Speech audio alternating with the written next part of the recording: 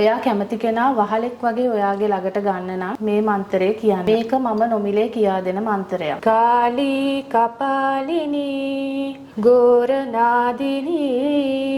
පිරිමි කෙනාගේ අපිට කටට උනත් ගන්න බෑ දෙහි ගෙඩියක් ඇබුල නිසා ගෑණි මිනිහා ළඟ බුදියන් නැති තත්යකට පත් වෙලා තියෙනවා. ඔයාගේ ආදරේ එපා කියලා ඔයා දාලා ගිය කෙනා බල්ලෙක් වගේ ඔයා ළඟට ගන්න ඕනි නම් මේ මන්ත්‍රය කියන්න. අවුරුදු 10කට කලින් තමයි ඉන්දියාවට ගිහින් කල්ලු මලයාලා මේ දේවල් හදාරලා තියෙන්නේ. ආහාර ගන්නවත් වෙලාවක් නැහැ. ඒ තරම් කාර්යබහුලයි. තරුණ පරම්පරාව ආදරේ හින්දා ගොඩාක් හිත වේදනා විඳිනවා. මල් ළඟට කවුරු ආවත් මේ ප්‍රශ්නේ මගේම වගේ කරගෙන තමයි ඒගොල්ලොන්ට මේ ප්‍රශ්නෙට පිළිතුරු සපයන්නේ. මමත් ගෑනු කෙනෙක්නේ.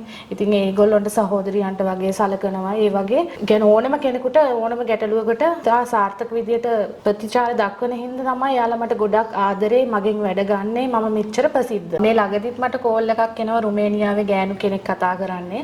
ඉතින් එයාගේ මහත්තයාට එයා ඒ රටේ ඉඳන් සේවය කරලා ඒ සල්ලි මිල මුදල් ඔක්කොම ලංකාවට එවනකොට මෙහි ගෑනු කෙනෙක් තියාගෙන වෙනම ගෙයක් අරගෙන ඒ පිරිමි කෙනත් එක්ක වෙන අනියම් ගෑනු කෙනෙක් සම්බන්ධතාවයක් පවත්වනවා. එයාගේ යාළුවෙක් මෙයාට ෆොටෝ එකක් ගහලා පෙන්නලා තියෙනවා. එතකොට මෙයා මට අඩ කෝල් කරද්දී මම මේ විස්තර සියලු දේවල් අරගෙන ඒ සම්බන්ධතාවය ලංකාවේ තිබුණු සම්බන්ධතාවය කඩලා ඉවත් කරලා ඒ දෙන්න නැවත සම්බන්ධ කරලා දීලා තියෙනවා. දැන් ඒ දෙන්න සතුටින් ඉන්නවා. මට අදටත් ඒගොල්ලෝ කතා කරලා සතුටින් ඉන්නවා කියලා කියනවා. පිටරට ගිහිල්ලා දැන් පිරිමි කෙනා ලංකාවේ දාලා ගෑනු කෙනා යනවා කියන්නකො.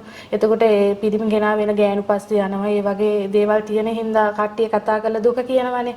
එතකොට සයුරෙන් එතරට බලපාන විදියට අපිට යంత్ర මන්ත්‍ර වලින් ඒ රාජකාරී කරලා ඒ සම්බන්ධතාව කඩලා එයාලත් එක්ක නැවත සම්බන්ධතාවය ඇති කරලා දෙන්න පුළුවන්. මම කිව්වොත් මැරෙන්න උනත් මිනිස්සු මාත් එක්ක ඉන්නවා. ඒ තරම් මට ගොඩක් ආදරේ. මම කිසිම දවසක කාගෙන්වත් කිසිම දෙයක් කඩා වඩාගෙන නැහැ. මම දන්න දේෙන් මිනිසුන්ට උපකාරයක් කරලා සේවයක් තමයි කරලා තියෙන්නේ. කැම්පස් එක ගෑනු ළමෙක්. එයා පිරිමි ළමෙක් රවට්ටලා අනාථ වෙලා අපේ භාෂාවෙන් කිව්වොත්. ඊට පස්සේ ඒ පිරිමි ළමයා මෙයාව මගහරින හින්දා තමයි මාව හම්බෙන්න ආවේ. දවස් 3 යනකොට එයා ළඟට දෙපා මුලට ගෙන්නලා ඒ සම්බන්ධ නැවත ඇති කරලා දීලා එයාලා දැන් යහපත් විදියට කටයුතු කරනවා. මට තියෙන එක දුලකතන අංකයයි ඒක පමණයි තියෙන්නේ. ඉතින් මාම්මා තමයි මේ හැම කටයුතුම කරන්නේ. දෝෂයක් තියෙනවා නම් දෝෂ කපන්න උනත් මම තමයි මේ දේවල් හැමදේම කරන්නේ. පූල් කපන දේවල් හැමදේම මගේ දේවාලය තුල මම තමයි කරන්නේ. අධ්‍යාපනයෙන් කඩාකප්පල් වෙලා තියෙන අයට ඒ වගේම දැවෙන ප්‍රශ්නයක් තමයි වෙළඳ ව්‍යාපාර. එතකොට දියුණුවක් නැතිකම ඒ දේවල් ඒ වගේම